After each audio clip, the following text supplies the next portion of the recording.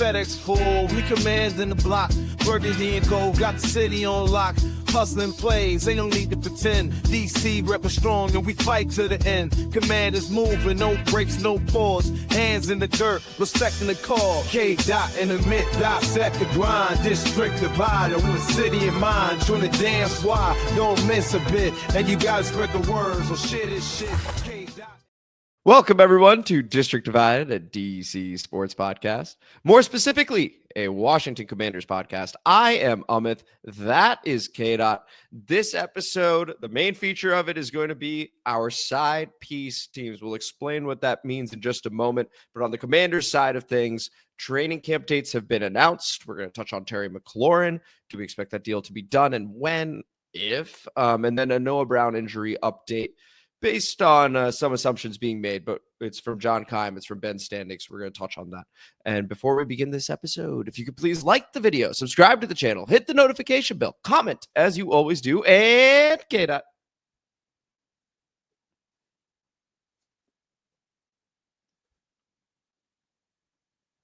Don't pick up smoking if you haven't already. And then share this shit! Share this shit. We greatly appreciate it. And without further ado, let's go ahead and get to the Commanders piece of this podcast, which is training camp. So now the players have a month off because July 18th is when the rookies report to Ashburn, and then July 22nd is when the veterans report to Ashburn. So those dates have been announced. What it also means is that we have an entire month before we get like proper Commanders content while we wait on the Terry McLaurin thing, of course, and which is why we're doing our side piece episode now, because this is the furthest removed we are from Commanders football, and then every episode after this will be Commanders based, of course. K-Dot, when it comes to training camp, what are you expecting from the team? What do you want to hear about as like a good sign of things to come in the upcoming season? I think you have touched on it. You probably more than I have, which is I want to hear this bit of a rivalry sort of thing happening on the field. I want to hear that there's some Trey Amos, Terry McLaurin friction, all in a good way, right? Like I want to hear that they're getting fired up in that way. They're like that. It's just anytime you hear Dan Quinn talk about the team, and anytime you hear Dan Quinn talk to even like on the rookie phone calls or anything, you want to go fight somebody, and like, you want to go run through a wall and fight somebody. That's what we're supposed to do. Like that's what I want to hear. I want to hear that they're being physical, and I want to hear that like they're really sharpening each other to make both sides of the football better. Like that's what I want to hear. Outside of that, I just want to hear that whoever the kicker is doing a good job. Well, Matt Gay, remember we did sign him to that big deal. Whoever the kicker is, do a good job. Fair enough. That's totally fair. I am looking forward to seeing the defense. I really want to hear great things about the defense. Trey Amos, Mike Sanders still. Marshawn Lattimore continues to stay sharp. Javon Kinlaw wreaking havoc alongside Deron Payne, Johnny Newton. That's what I'm looking forward to. We talked about the safety room with Quan Martin, with Percy Butler, Tyler. Oh, you name him.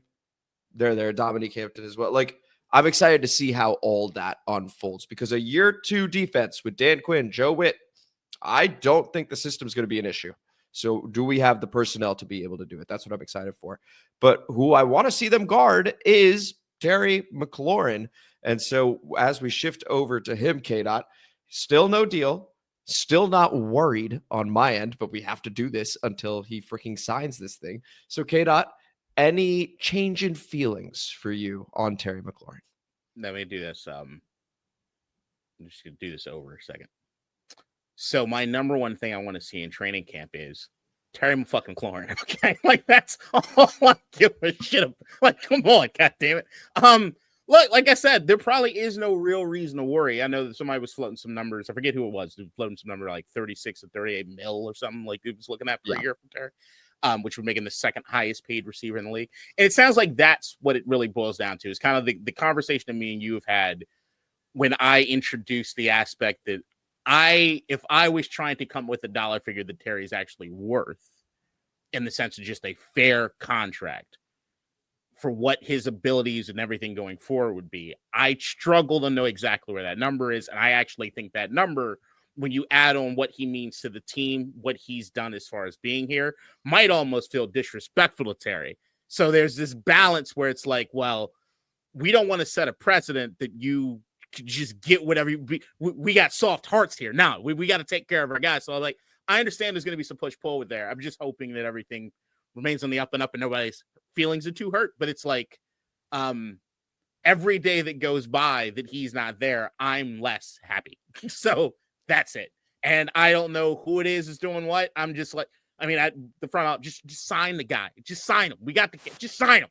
And I, once again, fully expect to sign him. When you asked on a scale of 1 to 10, 10 being you're freaking out and 1 being obviously the opposite of that, where are you at? I said 0, because I do fully expect that they will get a deal done. If it ends up being, by the way, the 36 to 37 million per year, which, by the way, I think that was floated by Dove Climate, like that Dove Climate, was that what it is? God damn it, fell victim to like no one should listen to that. But hey, if it's a number out there, if we're doing this hypothetical exercise, I'm open to it, right? Like, again, we've talked about back pay. We've talked about what he means to the team and franchise longevity. It's a bit different than doing this with somebody else that's just been here a couple of years. Terry's been here since, again, with 3 different nicknames for our franchise over here. I think if anyone deserves a little bit of if you want to call it an overpay, go for it. It's him. So I do expect that we get it done. I see no issue with it. Any final thoughts there? If he was saying, if just hypothetically, since this is the boring period, right? I mean, we're going to spend more time talking about not commander stuff, the commander stuff today. So he'll keep string out some of the commander shit. If it was from the side of Terry's camp that they're not playing ball and he is not showing up unless he's the highest paid receiver in the National Football League, where's your line? Okay, yeah, that might be a bit much, just to be totally honest. I mean, over the Jamar number, Jamar won the Triple Crown. Like, he won the Triple Crown and got He's saying, well, Jamar might have won the Triple Crown, but I had to be here through Dan Snyder, Ron Rivera, and through name change. Get the fuck, like, come on. No, you're right. You're right. But no, I'm not going the Jamar number. I do stop there. Second highest, cool. The highest. I don't know that I could do highest. All right. I just want to know where the line was. No, that's fair. You found the line. It's not the highest, but I'm willing to entertain second highest, honestly. But we'll see what happens over there. Let's go ahead and talk about another wide receiver in Noah Brown. So he, of course, was carted off. He had a towel over his head. I think he threw his helmet. Like, sounded very bad. Still could be very bad. However, and shout out to John Keim for hitting 1,000 episodes of his podcast, man. That's absolutely incredible. And on one of the most recent episodes, he had quickly touched on Noah Brown. And he had said, look, we haven't heard anything from the team, but my thought is it's not that serious because we haven't heard from the team. We'll see what ends up happening. It could be really bad. But then Ben Standig also put out a tweet saying, hey, once again, we have not heard from the team. So reiterating what John said. And also, I think Noah Brown had some event where he was signing autographs, and that was still happening. So he viewed that as a positive sign. So it sounds like Noah has escaped potentially a huge injury, which is just great news for the wide receiver room, K-Dot. No, 100%. I would think that if it was going to be like a true doom and gloom injury, we probably would have heard at least something. I know right now in this particular stage, information is kind of hard to come by because nobody's like there at any centralized location right now. So it's like, okay. But overall, the inkling I've gotten from like just listening to the way that some of the reporters have talked about it, listening to the way that the organization has kind of talked about it, outside of like, I know that like the organization has done a really good job keeping tight about everything, but the vibe I've always gotten from the Noah Brown injury is that it was not going to, it didn't feel like it was doom and gloom for everybody on it. I just never felt that vibe. The only time I felt that vibe was like scrolling through Twitter and a bunch of fans or other people. And you got like some of the content creators or journalists in this space that maybe we don't respect as much, but it's like kind of just talking about shit. So like I saw that, but that's it. Like I'm not doom and gloom until I got a reason to be. Yeah, no, that's totally fair. And again, once we hear it, we hear it. And on this podcast, with these content creators, John Keim, his word up here. That's just where we're at with that. So he's got his own book in the Gibbs Bible. He's incredible, man. Yeah. So in Keim, we trust. If it ends up being a severe injury, it ends up being a severe injury. It's just his gut reaction, which we tend to trust on these things. All right. So any final thoughts there, or shall we move on to the main portion of this pod. Main course, baby! All right, main course. So we move over to our side piece teams of the season. What this means is that, of course, we are first and foremost Commanders fans, diehard, all of it, right? We're even doing this show every single week for you guys. But we also are just like, well, screw it. Let's pick one team that sucked last year and could maybe make a run at things just for fun. And the way it works is to be eligible, you need 7 wins or fewer last season. And so we would love for you guys to play along too in the comment mailbag. Feel free to name yours. I'm going to name all the teams that are eligible, K-Dot, and then you're going to go ahead and pick yours and explain why, and then I will do the same. So eligible teams starting in the AFC, the New York Jets, the New England Patriots, the Cleveland Browns, the Jacksonville Jaguars, the Tennessee Titans, and the Las Vegas Raiders. Okay, that's in the AFC. In the NFC, the Dallas Cowboys, the New York Giants, Chicago Bears, Carolina Panthers, New Orleans Saints, San Francisco 49ers. Okay, and so those are the eligible teams to be your side piece, K-Dot. Who are you choosing? Well, let me just point out, you gave a woohoo that your side piece team from last year is once again eligible to be a side piece. This is a good point. And if you're going to go in that direction, I mean, hey, he started getting hot. We wish you the best of luck if you decide, or maybe you just bail on it. Who knows? I'm just going to say we're going to judge you either way. Side piece team. Now, initially, when I looked through the list, it became pretty simple to me where it is I wanted to go. I knew I can't go with the NFC East. No team in the NFC East I'm going to root for, even though I think if you guys have listened to the pod, you know I'm kind of hot. We're the Giants. Sneaky. Right? So, like, maybe you go that direction. If I'm looking around the team that I wanted to pick, but I just can't get there on them, is the Jacksonville Jaguars because of Travis Hunter. I legit think he could be that changing it. Like, I think it could be cool. And this is like the Trevor Lawrence last hurrah. So let's figure that shit out. So it could be cool, but I just think they suck ass, and I ain't picking anything out of fucking Jacksonville. So they boiled down to 2 other teams that I was like really, really looking at. The one that I think makes the absolute most sense, if the point of this exercise is pick a who do we think is going to have the biggest variance compared to, or differential from what it is that came from last year to this year, I would easily say the San Francisco 49ers. Sure. Injury bug, they got beat the shit up. The likelihood that happens 2 years in a row, fairly low, but that feels boring.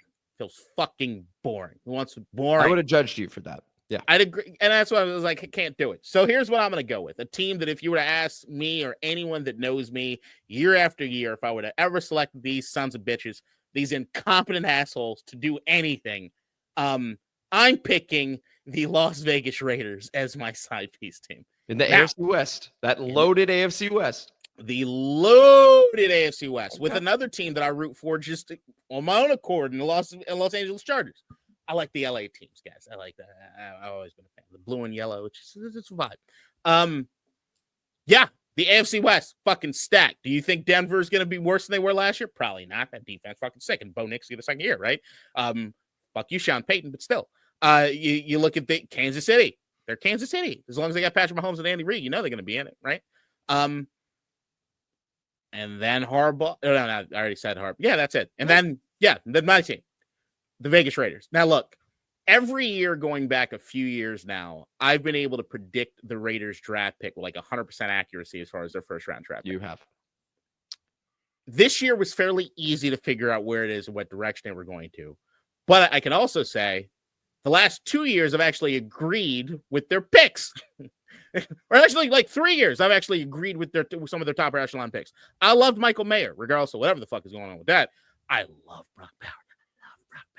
And I love Ashton Jennings. I was even saying if I was Commanders, I might mortgage some of that future for Jenny. So love these guys. Geno Smith in at quarterback now. Do you remember who they had playing quarterback last year? Your boy, Gardner Minshew. What fucking idiot would want Gardner Minshew to play quarterback for, right? And Aiden O'Connell. Right. Anything is better than that.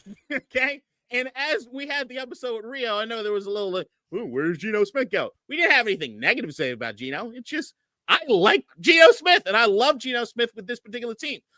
Pete Carroll in at head coach. Look, love you, Antonio Pierce. You're a solid dude. Weren't a great head coach. I kind of called that from the very beginning. You did.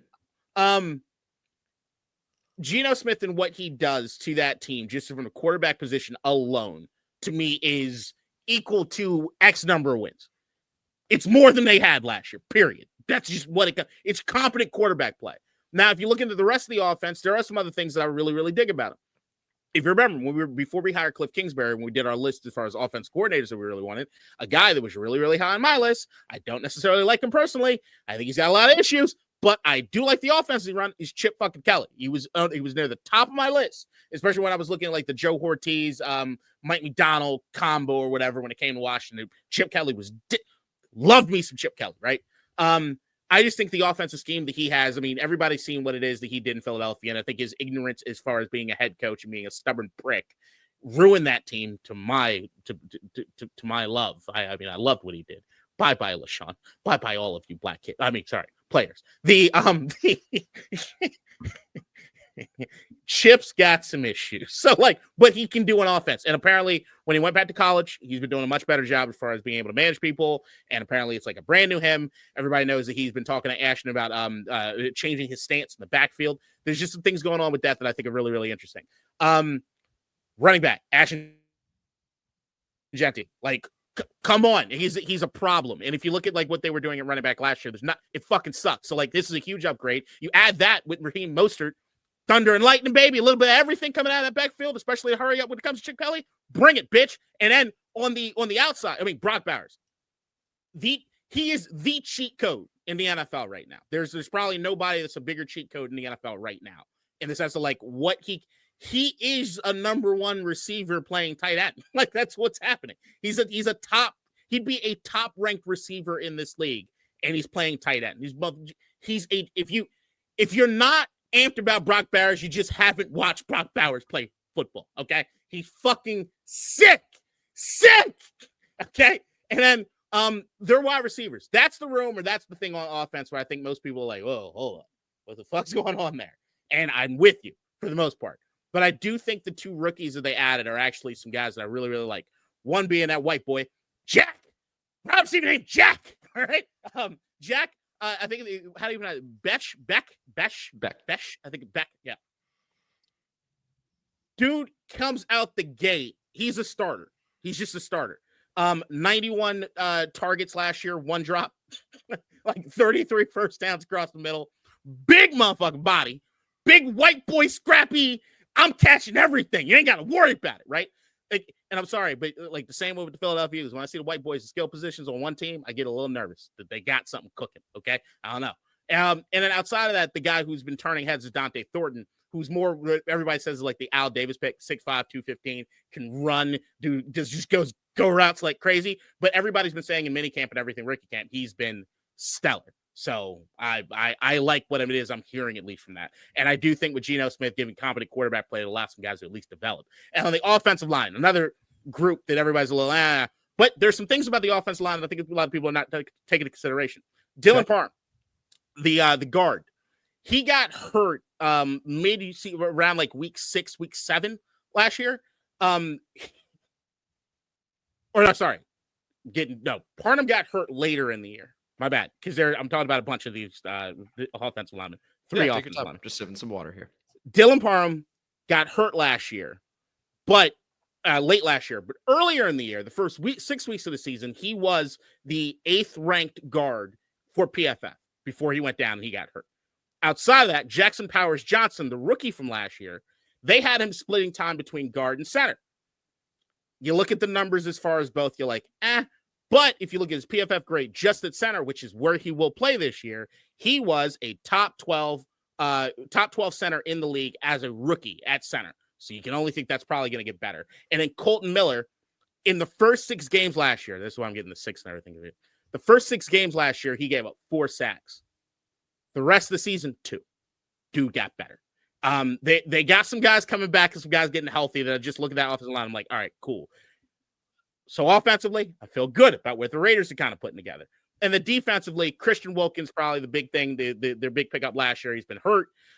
He's still hurt right now. When you hear Pete Carroll talk about Christian Wilkins, it's kind of like, we talk about the non-doom and gloom that you hear about Noah Brown. You don't necessarily hear the same positivity coming from Pete Carroll. But there is still, from what I understand, a really good chance that he'll be ready before the season starts. So maybe he starts off a little rusty. Who knows? But he'll be back, and the dude can play. When he's healthy, the man can fucking play.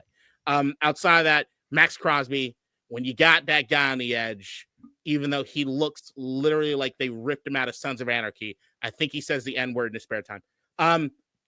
Great dude. And plus Max with 2 X's. I mean, you're not fucking with that. No, that's pretty dope. Linebacker. I'd say they upgraded to a certain degree over last year. I mean, everybody loves Spillane, the kid that I think he's in New England now, but they picked up Jermaine Pratt and Devin White. Devin White, been a couple years since everybody's had to say anything about Devin White because he hasn't really been around, but apparently he's really, really in the football again after whatever happened with the contract negotiation in Tampa Bay. He's apparently completely bought in. They got some things cooking in Vegas that it just sort of feels like that Raider sort of outcast spirit is like trickling from the top all the way down with everything they got going. I like the vibe. The biggest issue will be the position group that I will not really talk about, except for one guy, because you guys will recognize the name, and Jeremy Chin. But that's all I have to say about the secondary. No, I mean, it's not great. But they did. Darian Porter was the rookie that they picked up that I did really, really like. I think he was out of Iowa or Iowa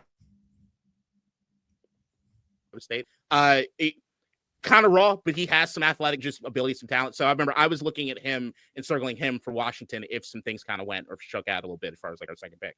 And then also, yeah, that's it. That's pretty much it. They addressed the trenches in the draft as well, which, you know, to me, it just feels as though the Raiders, who have been an incompetent team for so fucking long, I will give credit where credit's due. It looks like that tandem, like Tom Brady and Richard Seymour, the new guys they got in the front office that give a shit. Mm-hmm. They're like, yeah, we're not going to fail. You look at some of the front office pickups and everything they made this offseason. I just think they did everything the right way. When you look through their offseason, it's like they checked every box you need to check to do the things and address the things you need to make the team better. And if you can look compared to last year and what it is, I think there's not the most important things of your football team: trenches, coach, quarterback. They upgraded all three. All right. So the Las Vegas Raiders, the new look Las Vegas Raiders, and something you didn't mention at the very beginning, by the way, hats off to you. Nice little detailed breakdown there. One thing I'm shocked you didn't mention is that you literally have a coach that is coaching because he gets to live. Because without coaching, he would die. And those were your words on a previous episode of this. So he's in win now mode, ladies and gentlemen. That's what that man's in. So that's Pete Carroll for you. I just thought you would mention that, K-Dot. It's totally fair. It was an oversight on my part. I'm trying to keep things positive. Shut up, Pete. Just keep doing it, baby. All right. So you have picked the Las Vegas Raiders. You're in the AFC this year. And let me tell you, I was so close to running it back with the Carolina Panthers. Okay. That Ohio State, Ben Affleck, or whatever it was, Jennifer Lawrence files for divorce or whatever. Not Lawrence, Lopez. J-Lo files for divorce or whatever. I was like, listen, I believe in the cosmos. I believe in things working out like that. Maybe Panthers are going to the Super Bowl. I don't know. Bryce Young looks good. He's fighting J.C. Horn in camp. That's interesting. Okay. But I'm not doing that. Oh. I'm not doing that. And as a matter of fact, K-Dot, when I came up with my side piece team, I was like, you know what? Let me learn from my co-host for a moment. The head coach can be a CEO type, can be someone that oversees everything. Doesn't need to be an offensive mind, a little genius over here. No, it don't matter. He needs the respect of his players. He needs to organize and make sure that everybody's on the same page and rowing in the same direction. Mike Vrabel checks that box for me. It's the New England Patriots. The New England Patriots are my side piece team for 2025. I'm also going to the AFC with you, K-Dot. I'm a believer in Drake May in year 2. This is the first time he gets to throw to an NFL wide receiver. I don't know if you know that. But Stephon Diggs is over there. Mac Hollins is over there. Could you name a wide receiver last year on the New England Patriots besides KJ Osborne temporarily? Is Diggs going to be there? He'll be there. Hey, showed up to the OTAs right after the boat. He's bought in. Okay. Vrabel said something. He's going to be there. All right. Could you name a wide receiver on the Patriots last year? Fuck no. Exactly. And now I can name 2. So that's a really, really nice addition. And also Josh McDaniels is going to be over there, who I believe in as a coordinator. I think he is a horrible head coach, but I think he's a very good offensive coordinator. Anytime he's been an offensive coordinator, he's been successful. He's worked with Vrabel before. So I like that for the offense. The running back we were really high on in the draft, Travion Henderson. He's over there in the backfield. There's Ramondre Stevenson, who I really like, and Travion Henderson, who may end up just splitting there. Antonio Gibson also there, at least for special teams. He'll get some third down work as well. But I like what I'm seeing out of New England in terms of the coaching staff with those two. Terrell Williams, admittedly, I don't know a whole lot about. Same thing with Jeremy Springer. So we'll see how that works out. But I trust Vrabel, and that's a lot of this. And on defense, Christian Barmore is a big name. Christian Gonzalez, who should be a Washington Commander, is obviously a big name. They pick up Carlton Davis. You mentioned Bob Spillane, who the Vegas Raiders high on, but ends up moving over to the Patriots in free agency. And then there's still Kyle Duggar, Marcus Jones. Like, I think it is a good enough defense. Harold Landry, a good enough defense. They've worked on that line. They've worked on the offensive line as well. They spent a lot of money to make sure that they got these guys. And we got a left tackle in Will Campbell that is willing to die for his quarterback. Might have short arms, but he's willing to die for his quarterback. I like that. I like what's being built over here. 2025 side piece team, the New England Patriots. That's who I'm going with, K-Dot. It's a good pick. I mean, I think the thing that you didn't mention that you got the most going for you, if you did mention, I just kind of glossed over in my head and discussed you didn't pick the Panthers again. That division sucks ass outside one team right now. So, like, there's an opportunity to move up, huh? The Jets. Does anybody know what's happening there? I don't remember. I don't know what's happening. Oh, right. They're running with Justin Fields. That's it. I mean, I'm not going to say anything could be better than last year because I don't know what the fuck's going to happen there. We'll see. They're a wild card. They're a total wild card to me. Dolphins, I think everybody's losing faith and steam in whatever's happening there. And then the Bills are the Bills. And they'll be the Bills. Those are the Bills. So, like, yeah, I mean, I don't mind the team. I when I see New England, I still think they're a year or two away from, like, really competing. So, like, I saw some, like, I like Drake May. But I think if I'm looking at any of the quarterbacks and which ones I think could happen from 1 year to second year, more of a sophomore slump and try to get in May, I would think it'd probably be Drake May. It's the way that I remember. I thought that he would start a little rough early. I just think that something's going to happen as far as the start of his career in that way. I'm just angry I couldn't pick the Vikings. I know you really, really wanted the Vikings with JJ McCarthy. I almost was like, you know what? You can go ahead and do it, but they got 14 wins, so I wasn't going to let you do that. JJ McCarthy, maybe we could talk about that a little bit in a moment. But I like, with the Patriots in particular, I like that he has receivers that can get open quickly, and I think Josh McDaniels is going to get it out of Drake May's hands very early. Oh, I have no faith in Stephon Diggs, though. I'll give you that. Yeah, you have no faith in Stephon Diggs. I'm out. None whatsoever. I'm out. Well, then I understand why you didn't pick him. I'm out. Go ahead and say over I'm out. there. All right. Well, so those are the eyepiece teams. I got Josh Dobbs as the backup in case something happens to Drake May. Knock on wood that nothing happens to Drake May. Week 1, by the way, it's going to be Raiders at Patriots. So we might do a little something with that matchup, K-Dot. So just a heads up over there. And for the rest of you listening, if you want to jump in as well and pick your side piece team, do so and throw it in the comment mailbag, which is where we're about to go. K-Dot, any final thoughts here? No, just remember the criteria. Don't come on with any bullshit. 7 wins or fewer. Okay. And that's your reasoning. What it is. And your reasoning. That'd be great. So with that, we go over to the comment mailbag featuring an intro from our very own Nikki. Comment mailbag time, motherfuckers. District divided, ain't got time for no suckers. Spread the word, get in line. OGs and new G's, it's your time. And spread the gospel, cause this shit is divine.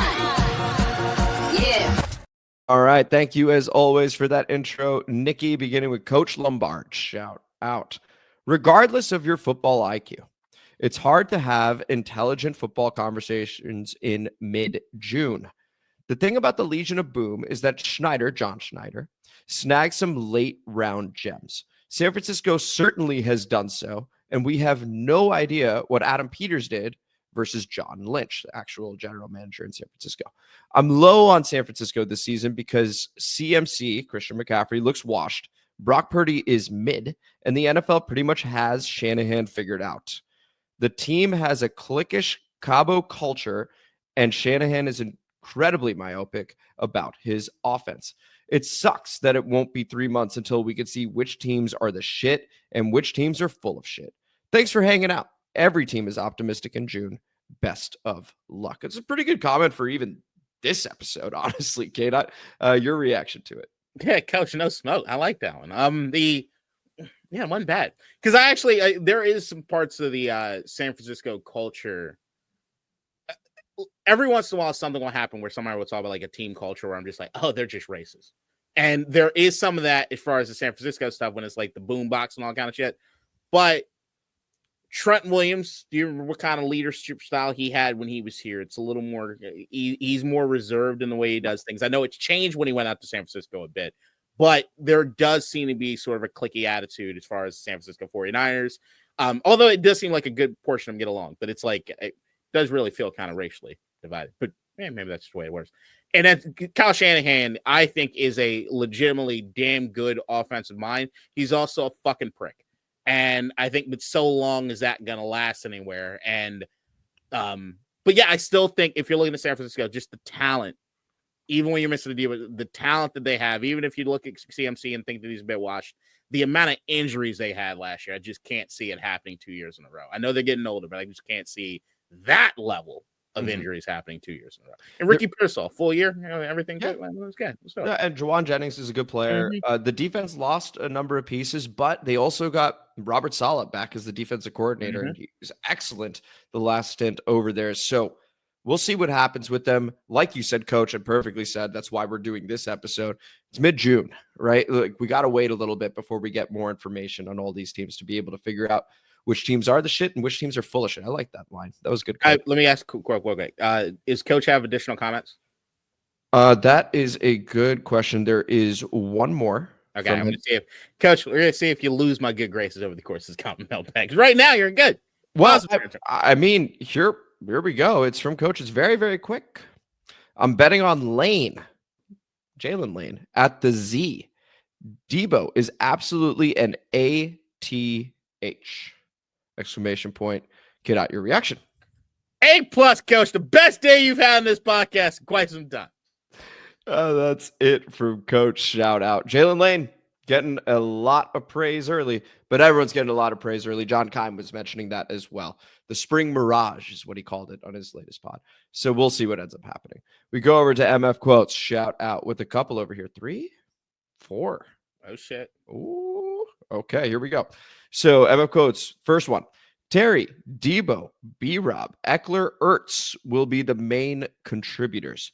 But if we get production from Lane, Luke, Sinnott, Bill, our offense will be top 2 and not 2. Get out your reaction. I don't see that happening, but I like the confidence. And I still think, I think this offense could be a lot of fun. I really do. And I do think if Jalen Lane ends up being what it is, I think he can for that offense.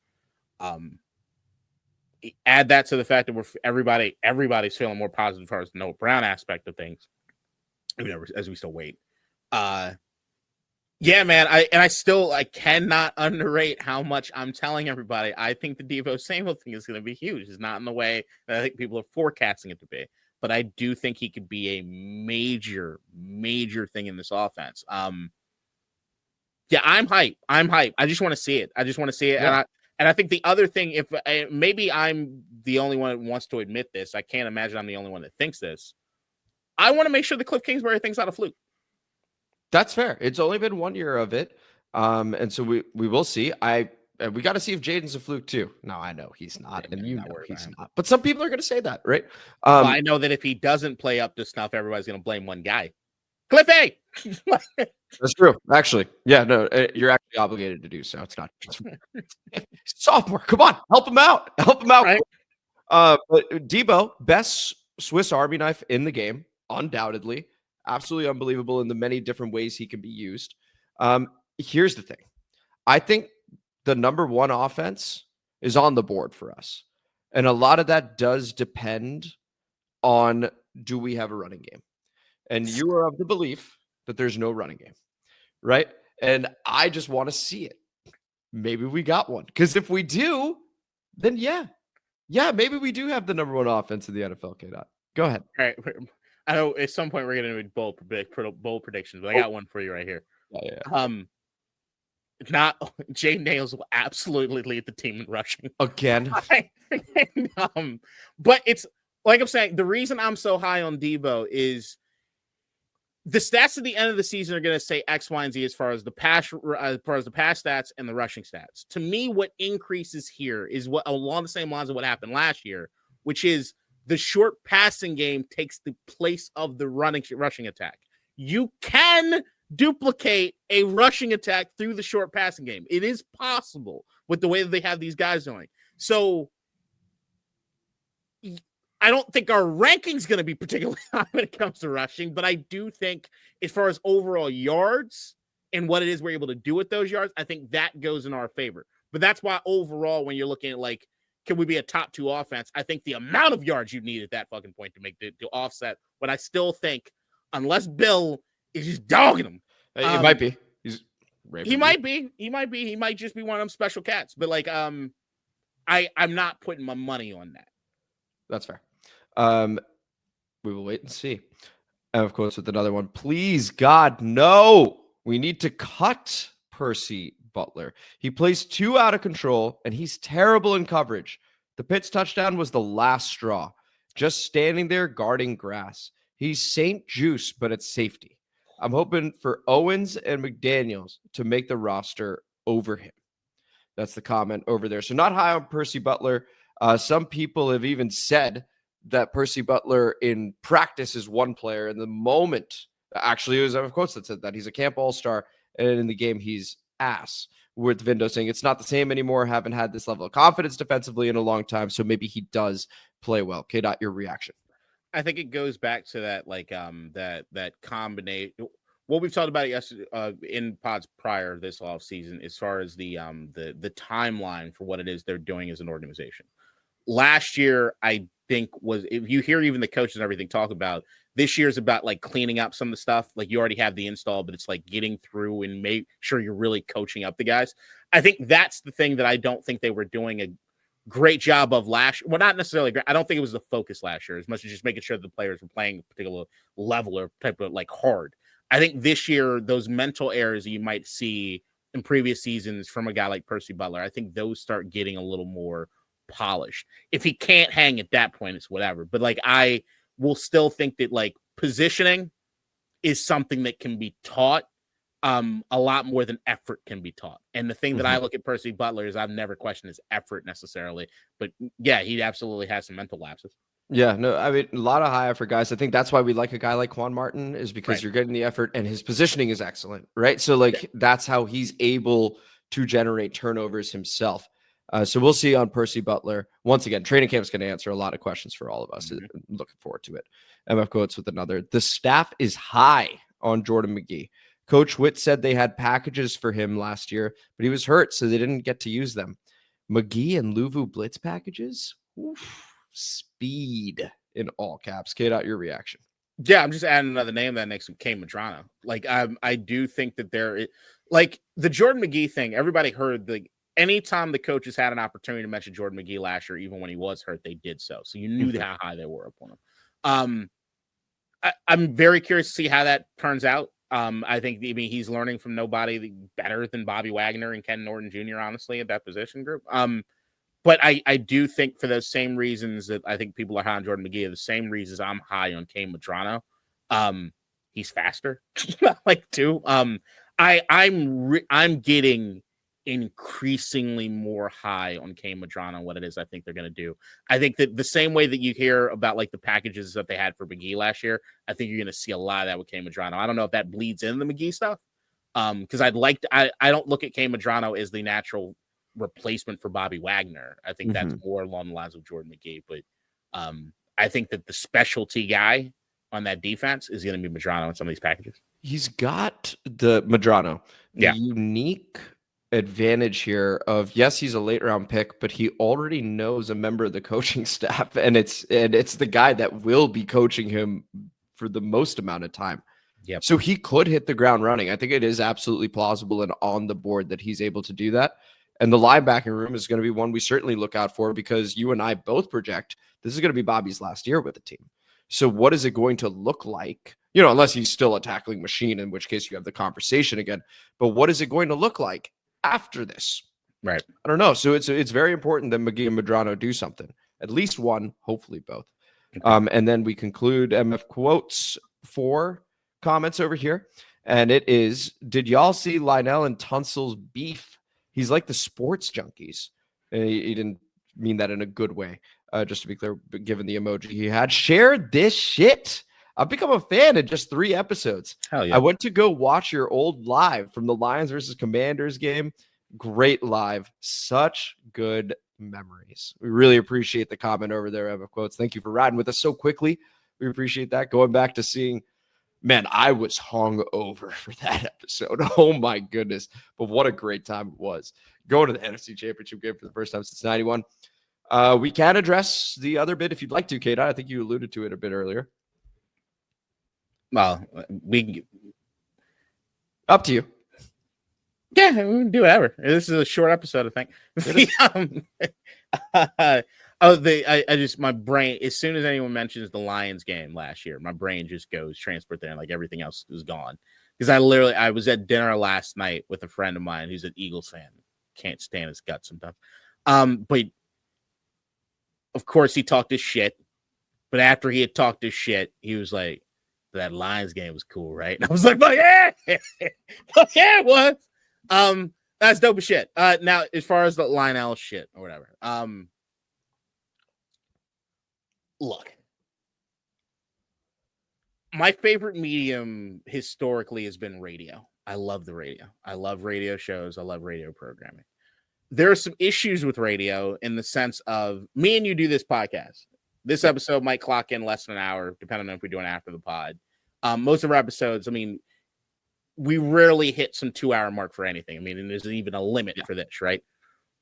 Imagine you got a 5-hour show every fucking day, right? And you've got callers. You've got to keep people engaged. You got to do all that shit. Otherwise, you are on your ass without a job or a career. So you need people tuning in. No one can keep track of everything they fucking say after talking for about 5 fucking hours every day. You're gonna say some shit, man. You're gonna say some dumb shit. You're gonna say some shit that you put your foot in your mouth. You're gonna be a little more incendiary than you might be. Sometimes it's just frustration with the topic. It's all this kind of stuff. Now, at the end of the day, I still think that the best of the best to do this can still do it without sacrificing or going too far and still being able to maintain something. And I will say that some of these guys that are here in this area without naming any names got some fucking work to do. Look, I don't think that I could immediately. I think I would suck for a while before I got good as far as being on the radio that many fucking hours.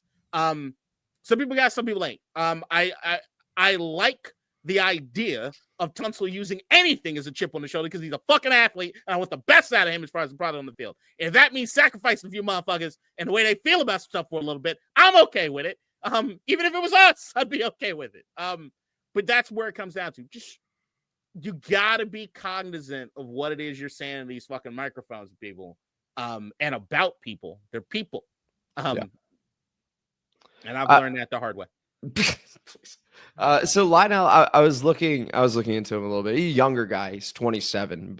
Believe it or not, we are both older than 27, despite our elite skincare routines.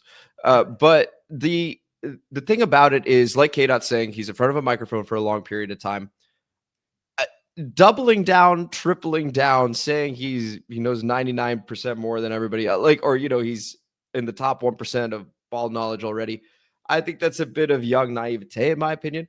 Now he's doing it professionally, already, and he certainly knows how to engage in social media. So I got to give him credit there. He's his own story right now, right? That's the thing, right? So in that respect, kudos, it works. It's not my cup of tea, right. Where I would never want us to be the story, for example, right? Laramie Tunsil uses some of our soundbite. That'd be sweet. And then my response would be like, all right, go get him. That's awesome. Go get him. Not a 28-minute response. And then double down and triple down on different podcasts going, okay, I know I'm right. That's where I sort of draw the line on it. But to each their own. He's got his opinion. We'll see. We'll see what ends up happening. That's how I feel about it, K-Dot. No, I agree with you for the most part. I agree with the sentiment. I just can't stand the hypocrisy in what you said. like if you gave a shit about us not or this show not being the story, you'd conduct yourself in a better manner when you're out in Clarendon. Because the last thing I need to see is a Fox 5 news report about some asshole doing crazy shit in Clarendon and the lead podcaster of the District Divided show with that. He's got a co-host, and they're probably going to butcher my name. And it's just everybody watching. They'll show clips. It's just be me animated over here and you over there. They're gonna blur me out. Then I might. Then if anybody starts listening to the podcast, he'll be like, "Hold on, was the co-host aware of what this man was doing?" And he didn't. And I'll be like, "I tried. I told everybody to share this shit. I tried." Get out. Have you seen that news report yet? Huh? Have you seen that news report yet? Brother, I know a lot of guys have done some drunk driving, didn't necessarily get a DUI, did not make it the right thing to do. Just to be clear, this is a fictitious character named A-Train. I need this disclaimer every single time. I need to create just a visual for this. It's a fictitious character named A-Train Women! that K-Dot made up a while ago and has frankly taken on a life of its own. Because guess what? This is from Earl Bruce. Amit, why are you calling me Tony on the June 13th mailbag read? Is A-Train rising? See? K-Dot, one word. Rehab. Like, this is ridiculous. Like, it's taken on a life of its own. I love the comment mailbag for years. See, that's the thing you just don't understand. You don't understand love when you see it. You got to understand love when you see it. It didn't come in the form you expected. It didn't come in the form you wanted. But it's still love, sir. It's love. Earl, I deeply apologize for calling you Tony, who is an OG. But you're also an OG, Earl. Really appreciate you. I apologize. Hold them accountable. K-Dot, one word, rehab. I mean, this thing is crazy. And then Big Papa Grizzly rounds out the comment mailbag over here. I think the emphasis on 100% attendance, this is in reference to the voluntary OTAs here, okay, was important last year because of the high turnover across the team, staff, and front office, which I completely agree with. No notes on that one from me, K-Dot. Over to you. No, it's fair. And once again, it's like when we get into the nitty gritty of it, do I actually think Laramie Tunsil or Marshawn Lattimore not showing up for voluntary OTAs is a big deal in the grand scheme of things? No, I don't. And I think that if you hear Dan Quinn the way he talks about it, it's not a fucking big deal. They're addressing it and they know how it is it fits into their culture going forward. It's not a surprise. It doesn't catch them, but they know what they're doing. There's a part of me, the little stupid romanticized part of me that loves the idea of like, all for one and one for all, guys. We're all in. Like, I love that. And the fact that it's not there, it's like, it's just a little piece of innocence gone. So, like, that's it. That's all I'm going for. That's all I'm going for. It's not a big deal. I just love, if you were to tell me that, like, every year going forward of this era, we had 100% attendance, I'd be like, fuck yeah. Like, that's Commander culture right there, right? But I don't give a fuck because if we go to the playoffs next year, you think I'm gonna care about what the fuck I'm gonna say? I don't care. I don't care really. Yeah, I don't exactly what you said, Kate. And I'm glad you got to, not that you even needed to clear things up because I think you were perfectly clear last time as well. But just Big Papa chiming in with his opinion, which we appreciate. Looking at it, right? Some veterans just decide that they take that time off and they end up producing come the regular season and postseason, and it ends up working just fine. With Tunsil and Lattimore, they've been there, done that, so I'm okay with it. Go ahead, K-Dot. That's fair. Sorry. No, I'll say something if you finish. No. I want to know what you wanted to say. I thought about, all right, so I work for myself now, all right? Congratulations. Thank you. Yeah. But I do remember when I worked for a particular company, and it was a big company, big corporation, and I was I rose up through the ranks, whatever, right there, right? And I remember every once in a while they do things like, hey, we're doing a team building company picnic at King's Dominion. It's on Saturday, guys. And be like, am I getting paid? And they're like, no. Well, fuck you then. Like, I'm not going. My relationship with you is you pay me to come here. I'm not. Yeah. And when I used to hate, because I remember I was in management. I had to say the same thing. You want to be a part of the fucking Geico family, don't you? Don't you want to make sure you're a team player? And I remember when I was an underling, I was like, am I being paid? No. Can you hold it against me if I don't go? Oh, I could sue you if you did. Cool. I ain't going. Fair enough. So that more or less sums up what may be happening over there. But I trust the veterans to be able to go about their own process and be just fine. There is a romantic element, a feather in the cap, if you will, if everybody is there. And it's great and it's cool to be able to having a conversation with a friend or, to banter off somebody else, like an Eagles fan, for example. Just be like, hey, our guys love each other. Our guys are all in. They're all there all the time. You need fucking 6 babysitters. One of them is named Big Tom. And that's how you guys work. And without him, Lord knows, you would all be rowing in different directions. It's just what it is. It would be really cool to have them all there. No longer the case, but it's still like 98% of the team or something like that, which is, we're just fine. And so that. I had a question. Yes. So that dinner I had last night with a friend. Yes. He told me something I refuse to look up. I just want to know if you're aware that this exists. Okay, go ahead. The 2 white defensive backs for Philadelphia have a podcast.